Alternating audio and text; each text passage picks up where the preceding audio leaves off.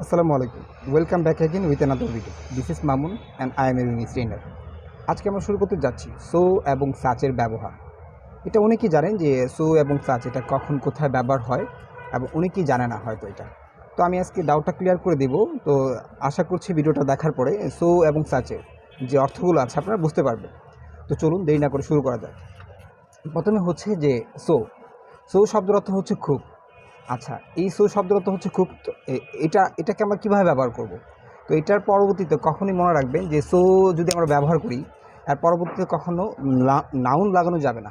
ঠিক আছে, মানে কোনো নাম দেওয়া যাবে না, তাহলে কিন্তু আপনার সেন্টেন্সটা রং হবে। কিভাবে, আমি আগে এটার স্ট্রাকচারটা বলে নিই। প্রথমে হচ্ছে আপনার সাবজেক্ট, তারপরে হচ্ছে হেল্পিং ভার্ব, তারপরে হচ্ছে আপনার সো, তারপর আপনার হচ্ছে অ্যাডজেক্টিভ, তারপরে হচ্ছে অথবা আপনার অ্যাডভার্বও দিতে পারেন। আবারও বলছি, সাবজেক্ট প্লাস হেল্পিং ভার্ব, তারপর হচ্ছে সো, তারপর হচ্ছে আপনার অ্যাডজেক্টিভ অথবা অ্যাডভার্ব। কিন্তু এর পরে কখনোই আপনি নাউন দিতে পারবেন না। কয়েকটা এক্সাম্পল দিচ্ছি, তাহলেই আপনারা খুবই বুঝতে পারবেন। যেমন আমরা বলে থাকি অনেক সময় যে she is so beautiful. She is so beautiful, সে হয় খুব সুন্দর। এখানে যদি আপনি দিয়ে দেন যে he is so beautiful girl, এই যে গার্লটা দিয়েছেন এটা হচ্ছে রং। ঠিক আছে, তো আমরা কখনোই বলবো না যে he is so beautiful girl, কারণ সো এর পরে আপনি সবসময় অ্যাডজেক্টিভ দিতে হবে অথবা অ্যাডভার্ব, কিন্তু এটার পরবর্তীতে আপনি কখনো নাউন দিতে পারবেন না। He is so beautiful. আর বলতে পারি যে he is so intelligent. He is so intelligent, এটা হচ্ছে কারেক্ট। যদি আপনি আবার বলে থাকেন যে he is so intelligent boy, তাহলে কিন্তু এটা ভুল, কারণ সো এর পরে সবসময় অ্যাডজেক্টিভ অথবা অ্যাডভার্ব হবে, কিন্তু কখনই আপনি নাউন দিতে পারবেন না। আর বলতে পারি যে আই এম সো বিজি, আমি খুবই ব্যস্ত। আর বলতে পারেন যে that was so boring movies, এই যে মুভিজটা দিয়েছি এটা কিন্তু রং সেন্টেন্স। ঠিক আছে, এটা আপনি শুধু বলতে পারেন দ্যাট ওয়াজ সো বোরিং, কিন্তু মুভিজ বলা যাবে না। ঠিক আছে, আবার আমরা অনেক সময় বলতে পারি যে your mobile was so light. Your mobile was so light, তোমার মোবাইলটা ছিল খুবই কি উজ্জ্বল। আর বলতে পারি that scenery is so attractive, ওই দৃশ্যটা ছিল ওই দৃশ্যটা হয় খুবই আকর্ষণীয়। আবার বলতে পারি হি ওয়াক্স সো স্লোলি, সে হাঁটে খুবই আস্তে করে হাঁটে আর কি। ঠিক আছে, আবার বলতে পারি যে হি ওয়াজ ড্যান্সিং সো ওয়েল, মানে সে নাচতে ছিল খুব সুন্দর করে। ঠিক আছে, my friends answer all the question so correctly, মানে আমার বন্ধু সকল প্রশ্নের উত্তর করেছিল খুব সঠিকভাবে, কারেক্টলি।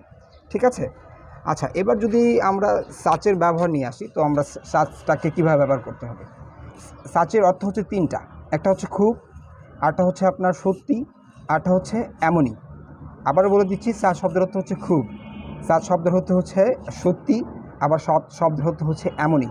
কীভাবে, স্ট্রাকচারটা জেনে নিই।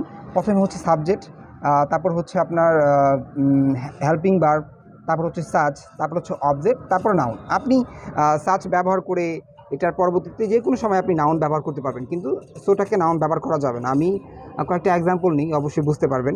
যেমন he is such a beautiful girl, সে এমনই একটি সুন্দর মেয়ে, অথবা সে সত্যি একটি সুন্দর মেয়ে, অথবা সে খুব একটি সুন্দর মেয়ে। তিনোটা কি আপনি ব্যবহার করতে পারবেন যার যেটা ভালো লাগে। আবার বলতে পারি যে you are such a bad boy. You are such a bad boy, তুমি হও এমনই একটা খারাপ ছেলে, তুমি সত্যি একটা খারাপ ছেলে, অথবা তুমি খুবই একটা খারাপ ছেলে। আর বলতে পারি you are such a bad. এখানে যদি আমরা ব্যাড বলি তাহলে কিন্তু এটা রং হবে, কারণ সাচের পরে আপনি সবসময় আপনাকে অবজেক্ট ব্যবহার করে আপনাকে নাউন দিতেই হবে, কারণ you are such a bad এটা হলো না, এটা কেমন জাস্ট একটু অন্যরকম লাগে। ঠিক আছে, তো you are such a bad boy, এখানে আপনাকে সবসময় নাউন দিতেই হবে। আর সত্যি কখনো আপনি নাউন দিতে পারবেন না, কিন্তু সাচে আপনাকে সবসময় নাউন ব্যবহার করতে হবে। He is such a nice person, দেখেছেন, he is such a nice person, সে এমনই একজন ভালো ব্যক্তি, সে সত্যি একজন ভালো ব্যক্তি, সে খুবই একজন ভালো ব্যক্তি। It is such A crowded place, এটা এমনই একটি জনবহুল জায়গা, এটা সত্যি একটি জনবহুল জায়গা, এটা খুবই একটি জনবহুল জায়গা। It is such a beautiful video. ঠিক আছে, it is such a beautiful video. আবার বলতে পারেন it is such a beautiful tree. আবার বলতে পারেন it is such a beautiful burger. তো সবসময় মনে রাখবেন যে সো এর পরে আমরা কখনোই নাউন ব্যবহার করব না, আর সাচ ব্যবহার করলে আমরা অবশ্যই নাউন ব্যবহার করতে হবে। ঠিক আছে, তো আজকে এই পর্যন্তই, পরবর্তী দেখা হচ্ছে কোনো নতুন একটা ভিডিওর সাথে। So till then, take care, have fun, আসসালামু আলাইকুম।